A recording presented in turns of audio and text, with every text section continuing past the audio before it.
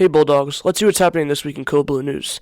George talks about the current issue of mass school shootings. Nyla's here to report on the old Baird and McGuire chemical plant. Andrew explains the rise of OK Boomer, and Vincent discusses the school lunch.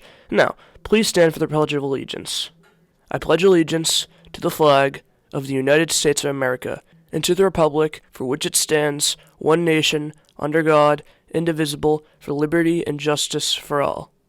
Please remain standing for a moment of silence. Thank you. Hey Bulldogs, I'm Matt Messina. And I'm Katori Nicholas. Welcome to Code Blue News.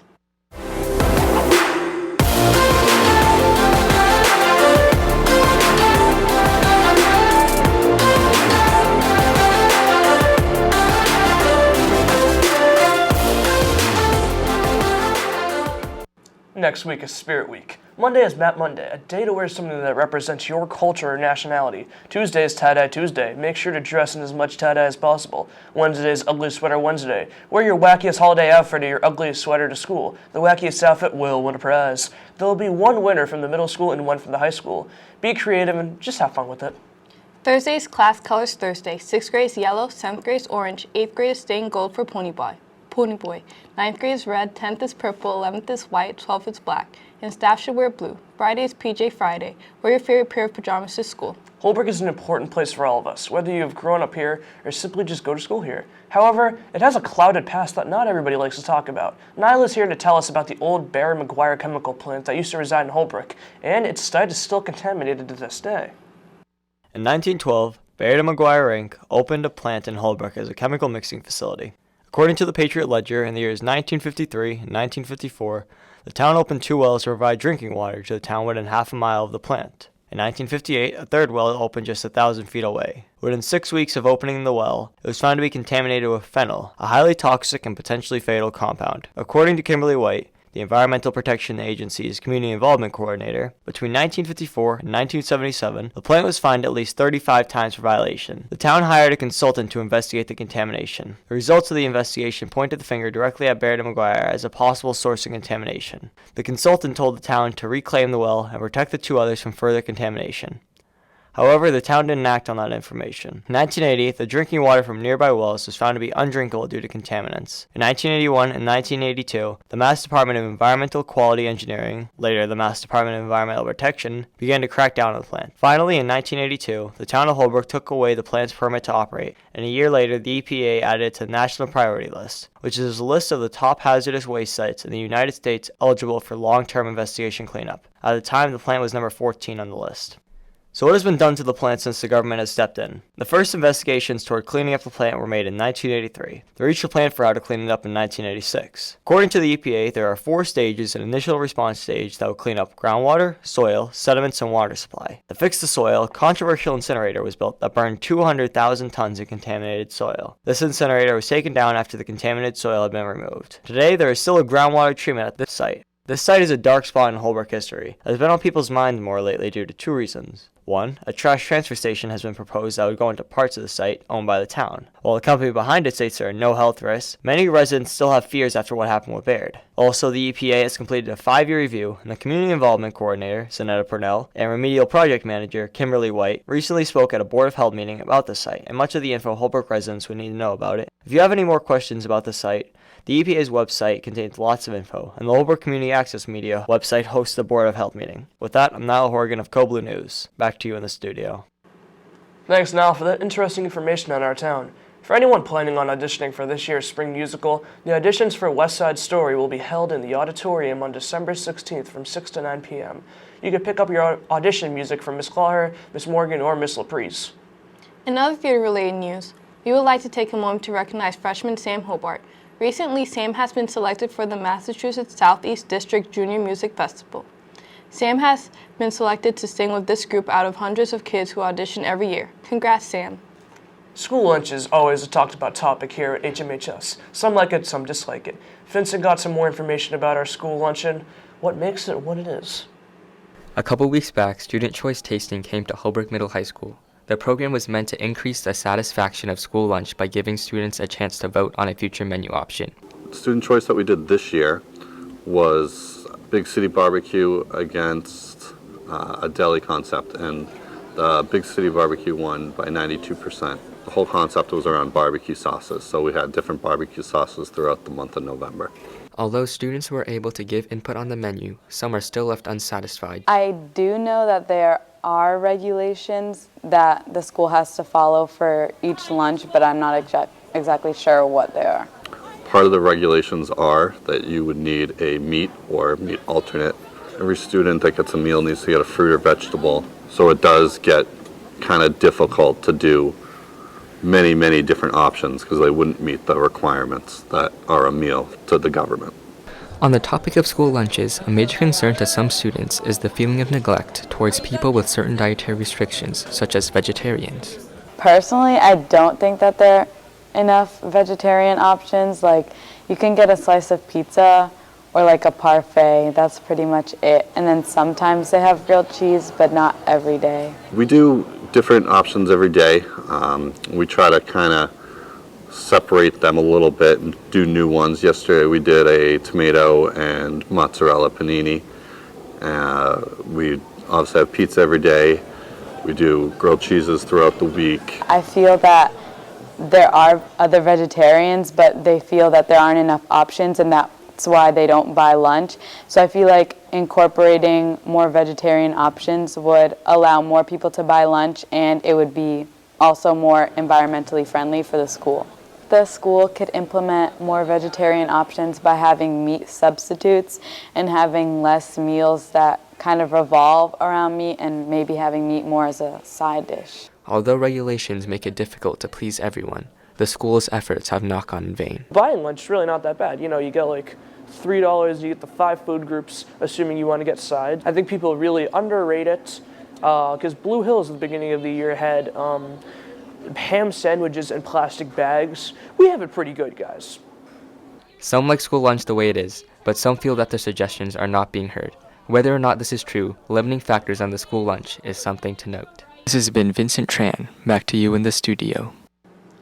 Thank you, Vincent. Moving on, famous rapper Juice WRLD passed away on Sunday morning. According to people traveling with him, Juice WRLD had a medical emergency shortly after landing in Chicago and died in the hospital. No autopsy has been performed to determine the cause of the death. Calling all Holbrook superfans, the freshman class are now selling superfan t-shirts. They cost $25 for students and $40 for adults. Not only does the shirt show your Bulldog pride, but will serve as a pass into any regular season home basketball games. Okay, Boomer. What? Are you offended? What a coincidence. Because Andrew actually made a segment about that exact thing. What is OK Boomer, the controversy behind it, and how it has caused an issue between the generations? In the year 2050, I will be 56 years old. Yet, right now, the average age of this 52nd Parliament is 49 years old. Okay, Boomer. Current political institutions have proven themselves incompetent of thinking. The phrase, "OK Boomer," has been spreading rapidly around the internet, mainly among young audiences. But where did this phrase come from, and what does it actually mean? Originally, the term popped up on the website 4chan, a forum-based website where users can write about basically anything in 2015. Users would use OK Boomer in response to quote-unquote outdated views on things. From then on, the phrase has rapidly spread across the internet and has appeared in various pieces of pop culture. But what does the phrase actually mean? As you can already tell, it's directed at the baby boomer generation, aka people born between 1946 and 1964. Boomers are perceived as having more conservative and quote-unquote outdated worldviews. Younger generations usually push back against these conservative views, like the denial of global warming, putting the church before the state, and believing that minimum wage pays for college. Some have called the term ageist, with the most extreme pushback coming from conservative radio show host Bob Lonsberry, who called it the N-word of ageism. Whether you like it or hate it, the term continues to be brought up and used in a more tense and decisive political climate. I talked to meme expert George Starr about his thoughts on the phrase. I absolutely love the phrase "OK Boomer." It's my favorite phrase ever. I use it. My grandpa sometimes acts like a boomer. Sometimes I just say it to one of my friends who's older than me, like Andrew. Andrew Larossi is 2 days older than me, so he is technically a boomer. Miss A is a boomer. We probably can't put that in, but hi, Miss A. All the time, like all over the internet, like everyone uses the term boomer now, and it's my favorite thing. For anybody saying Mr. Gorman is a boomer, he is not a boomer, okay? He's not a boomer. This has been Angelo Rossi. Back to you in the studio. Thanks, Andrew. A reminder that holiday candy grams are on sale at lunches through Wednesday and will be delivered during lunch on Thursday, December 19th. They are $2 a piece or 3 for $5. On Wednesday, the HMHS Winter Concert took place. The concert consisted of performances from the chorus, concert, choir, show choir, and band. Miss LaPrise directed both band and chorus, while Miss McKinney provided accompaniment.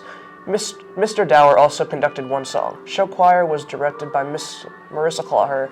Both the audience and performers had a great time at the concert. The world of sports had quite an eventful week. It began with the news that Pete Frates has sadly passed away after a hard-fought battle with ALS, also known as Lou Gehrig's disease, the disease that impacts muscle movement over time, eventually leading to a person not being able to physically function on their own. Pete was a Boston College baseball player, best known for starting the viral Ice Bucket Challenge, which helped to raise money for ALS. Pete's actions spread awareness for the disease that currently has no cure. The viral challenge that lasted around a month raised around $200 million towards research. Frates became well known for his work with ALS, as well as an important sports figure. In other sports news, the Patriots were recently accused of filming the Bengals sideline. A videographer from the Patriots was seen filming the sideline of the Bengals where the coaches were signaling. The videographer offered to delete the footage, but his card was taken as evidence. While it seems like this incident might be an accident, the Patriots have been caught filming coaches before in the infamous Spygate. Speaking of sports, Mr. Case has some very interesting news for the athletes here at Holbrook Middle High School. All right, on behalf of the MIAA Sportsmanship Committee, I'm happy to announce that Holbrook Middle High School has been qualified for the 2019 MIAA Sportsmanship Honor Roll. It's the first time since 2015, and this patch will be sewn on a banner that will be hung in the gymnasium this winter. Congratulations to all student athletes and coaches. Thanks, Mr. Case, and congratulations to all Holbrook athletes. Next week, we have another epic Spirit Week. If you don't remember, last Spirit Week was an absolute party on Code Blue News. I'm doing the same thing next week. However, all of the content of the 3 days of Spirit Week will be posted on our Instagram, Code Blue HMHS. We will post a daily wrap-up after school. We are also giving away a Pizzings gift card. If you like the picture we just posted on Instagram, you will be entered into a giveaway for said Pizzings gift card. Make sure you are following us to be entered into the contest and to see a Spirit Week segments. After our long hiatus, George is back, ladies and gentlemen. This time he's here to talk about gun control and the issue in the U.S. On November 16, 2019, disaster struck Sangus High School in Santa Clarita, California. A student by the name of Nathaniel Burhow was only 16 years old when he took the lives of students Grace Mulberger and Dominic Blackwell. Witnesses reported that Burhow took out a .45 caliber handgun from his backpack. It jammed, but within 16 seconds he fixed the handgun, then began to fire. Detectives stated that they could find no motives, no manifesto, any diary that spelled it out, no suicide note, or any writings. One may be found in the future, or it could never have existed. Whatever the reason behind this tragic attack, this provides a bigger question. Why are there so many mass shootings in the US compared to other countries? In 2019 alone, the United States has had more mass shootings than days this year. Wikipedia has a full list of every incident this year. It totals above 400 incidents. Other various sources, including CNN and gunviolencearchive.org, put the number of incidents around 380. This is because of the definition of a mass shooting. The real definition, defined by gunsandamerica.org and Gun Violence Archive, is where 4 victims are injured or killed aside from the perpetrator. With school shootings and mass shootings being a very real and dangerous event that can occur, we talked to Detective Glover, the school's resource officer, to get more insight on his role here in our school. I'm Scott Glover. I'm a detective for the town of Holbrook. Back, I don't know the exact year, a couple years ago they made a state law that all school districts required to have a SRO in the schools. I am available at the school. If people have concern, questions, or problems they want to come to me with, I'm always here and available. A question that always arises after these tragedies strike is, why do so many Americans possess these firearms in the first place? The Second Amendment states that the right for citizens to bear arms shall not be infringed. The only problem with this is many see this amendment directly correlated to use as part of a militia and defense of a free state. Citizens who possess a firearm have one for the defense of their property, family, and themselves. Many citizens also have firearms for hunting or for sport. Others buy one just to own one. Of course, you need to be the legal age depending on which state you live in. Massachusetts is kind of more difficult for getting a firearm in most states. For a handgun, 21 years of age, you have to have a LTC, license to carry, and pass a background check. For a shotgun or a rifle, you have to have an FID card, minimum 18 years of age, and still have the same protocols. The gun control issue has no real solution and will continue to be a topic debated about in presidential campaigns, political discussions, and over the radio and news stations nationwide. It is still unclear how the U.S. will solve this issue. This has been George Starr for CBN. Back to you in the studio. Thanks, George. Next week's episode of Code Blue News will be on Thursday due to Friday's activities and pep rally. That wraps up this week's show. I'm Matthew Messina. And I'm Katori Nicholas. See you next Thursday.